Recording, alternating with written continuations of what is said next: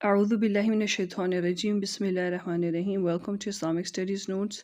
آج انشاءاللہ ہماری سیریز علم الکلام کا آخری لیکچر ہے، جس میں ہم پڑھیں گے علم الکلام کا تیسرا دور، جس میں مین شخصیت ہیں ابن رشد کی، اور یہ ہے مسلم ان اسپین۔ تو اپنے لیکچر کا آغاز کرتے ہیں۔ اشاعرہ کے علم الکلام کا ایک ڈس ایڈوانٹیج یہ تھا کہ سادگی ختم ہو گئی اور منہ شگافیاں شروع ہو گئیں، جبکہ علم الکلام جو غزالی نے شروع کیا، ان کا فائدہ یہ تھا کہ اسلامی عقائد کو عقل کے ترازو میں تول کر غیر مسلموں کے سامنے پیش کیا گیا۔ جس وقت امام غزالی رحمۃ اللہ علیہ موجود تھے مشرق میں، اسی زمانے میں عالم اسلام یورپ کے اندر موجود تھا۔ یہ دور مسلمانوں کا سنہرا دور تھا، جہاں مسلمانوں نے 850 سالہ حکومت کی۔ امام غزالی رحمۃ اللہ علیہ کا علم الکلام جب اسپین پہنچا تو بہت مقبول ہوا، اور اس کی بڑی وجہ یہ تھی، اور یہ ایک حسن اتفاق بھی تھا، کہ اس زمانے میں اسپین میں ایک خلیفہ آئے جن کا نام تھا عبد المؤمن۔ یہ امام غزالی رحمۃ اللہ علیہ کے شاگرد بھی تھے، اور ان کے برسر اقتدار آنے کے بعد غزالی رحمۃ اللہ علیہ کے علم الکلام کو شاہی فرمان کے ذریعے پذیرائی دی گئی۔ عبد المومن کا زمانہ 50 سال کا تھا۔ ان کا بیٹا یوسف اور ان کا پوتا منصور تھا۔ ان 50 سالوں میں اسپین کے اندر بہت بڑے فلاسفرز پیدا ہوئے، جنہوں نے گریک فلسفی کے ساتھ ساتھ علم الکلام کے اندر بھی بہت سی خدمات سر انجام دیں۔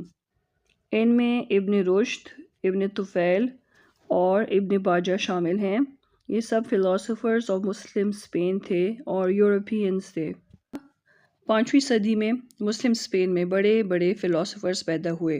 جس طرح مشرق میں فارابی تھے، یعنی جو مقام فارابی کو حاصل تھا، 6 صدی عیسوی میں ابن رشد کو اسپین میں وہی مقام حاصل تھا، اور یہی مسلم اسپین کے انقلابی شخصیت تھے۔ ابن رشد کے 2 مشہور کام ہیں۔ پہلا یہ کہ انہوں نے مشرق کے فلسفے جو اسلامی حکومت میں تھا، خصوصاً ابن سینا کا رد کیا اور بتایا کہ یہ ارسطو کے فلسفے کو بالکل نہیں سمجھ سکے، اور اس کے فلسفے کی جو تشریح کی ہے وہ بالکل غلط ہے۔ دوسرا کام ابن رشد نے یہ کیا کہ انہوں نے اشاعرہ کے علم الکلام کی اصلاح کی، اور یہ بتایا کہ انہوں نے دلائل شرعیہ کے ساتھ دلائل عقلیہ دیے، لیکن انہوں نے جو دلائل عقلیہ دیے ہیں وہ غلط ہیں، اور وہ گریک فلسفی کو نہیں سمجھ سکے، اور انہوں نے گریک فلسفی کی غلط تشریح کی ہے۔ ابن رشد کا دعویٰ تھا کہ اسلامی عقائد کو ان دلائل عقلیہ سے ثابت کیا جا سکتا ہے جو قرآن پاک کے اندر موجود ہیں۔ انہوں نے کہا کہ قرآن نے جو دلائل عقلیہ دیے ہیں وہ ارسطو اور باقی فلاسفرز کے فلسفی افکار سے بہت آگے ہیں، اس لیے اسلامی عقائد کو دلائل عقلیہ سے ثابت کیا جا سکتا ہے تو ان دلائل عقلیہ سے ثابت کیا جا سکتا ہے جو قرآن مجید میں موجود ہیں۔ لہٰذا ابن رشد نے جو دلائل عقلیہ لیے وہ فلسفہ یونان سے نہیں تھے بلکہ خود قرآن مجید سے تھے، اور یہی ان کا فرق تھا۔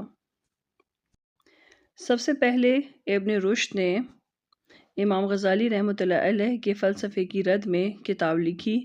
امام غزالی کی کتاب تھی تحافۃ الفلاسفہ، اور ابن رشد نے ان کی رد میں کتاب لکھی تحافۃ التحافہ۔ پورا یورپ ابن رشد کو فلسفے کا امام مانتا ہے۔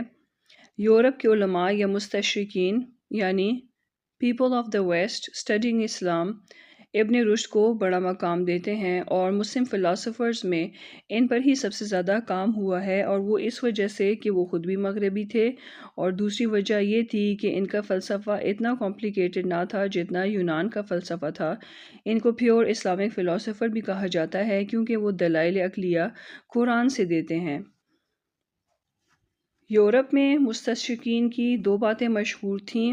ایک تو یہ کہ اگر انسان اصول فطرت کو سمجھنا چاہتا ہے اور اس کائنات کو جاننا چاہتا ہے تو ان کو اس وقت تک سمجھ نہیں سکتا جب تک وہ ارسطو کی تصانیف نہ سمجھ لے، اور ارسطو کی تصانیف کو اس وقت تک نہیں سمجھ سکتا جب تک وہ ابن رشد کے فلسفے کو نہ سمجھ لے۔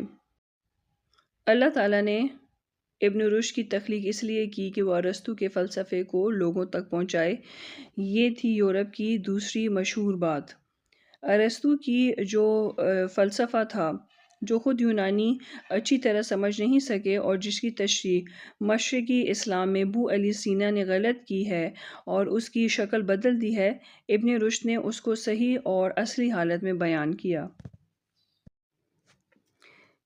اس کا مطلب ہے کہ دو ایسے فلاسفرز ہیں جنہوں نے ارسطو کے فلسفے پہ کام کیا، مشرق میں ابو علی سینا نے اور مغرب میں ابن رشد نے، لیکن ابو علی سینا نے اس کی غلط تشریح کی کیونکہ وہ اس کو صحیح سے سمجھ نہیں سکے، لیکن ابن رشد نے اس کو بالکل صحیح سمجھا۔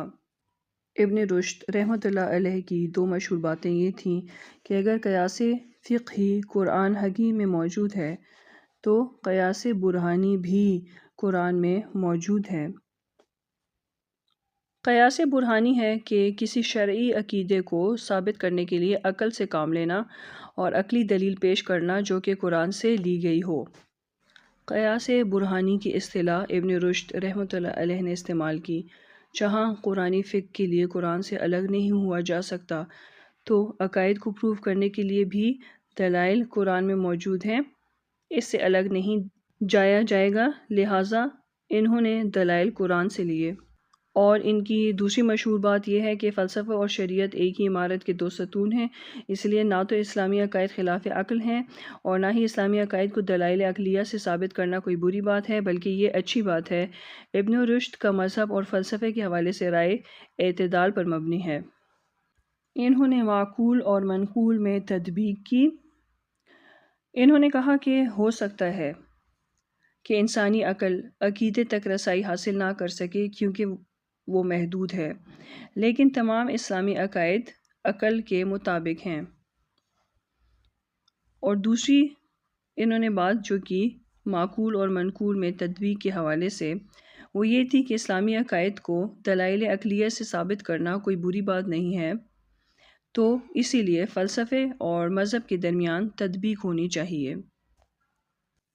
ان کی تصانیف میں شامل ہیں فصل المقال بین الشرعیہ والحکمہ، یعنی فائنل بات شریعہ اور عقل یا فلسفے کے درمیان۔ ان کی دوسری تصنیف ہے الکشف عن مناہج الادلہ فی عقائد الملہ، یعنی الکشف کھول کھول کر بیان کرنا مناہج یعنی اسلامی عقائد کے بارے میں، ادلہ فی عقائد الملہ یعنی دلیلوں کے مختلف طریقوں سے۔ ابن رشد رحمۃ اللہ علیہ کا باقیوں سے یہ فرق تھا کہ وہ دلائل عقلیہ قرآن پاک سے لیتے تھے اور قرآن پاک میں تعویل نہ کرتے تھے بلکہ اس کا ظاہری مطلب لیتے تھے۔ اسپین میں حنبلی مذہب تھا۔ ابن رشد کے بعد مسلمانوں میں دو متکلم پیدا ہوئے جنہوں نے علم الکلام کی تجدید کی۔ ان میں ایک ہیں امام ابن تیمیہ رحمۃ اللہ علیہ اور دوسرے ہیں شاہ ولی اللہ رحمۃ اللہ علیہ۔ یہاں پر ہمارے آخری لیکچر کا اختتام ہوتا ہے۔ وما علینا الا البلاغ۔ السلام علیکم ورحمۃ اللہ وبرکاتہ۔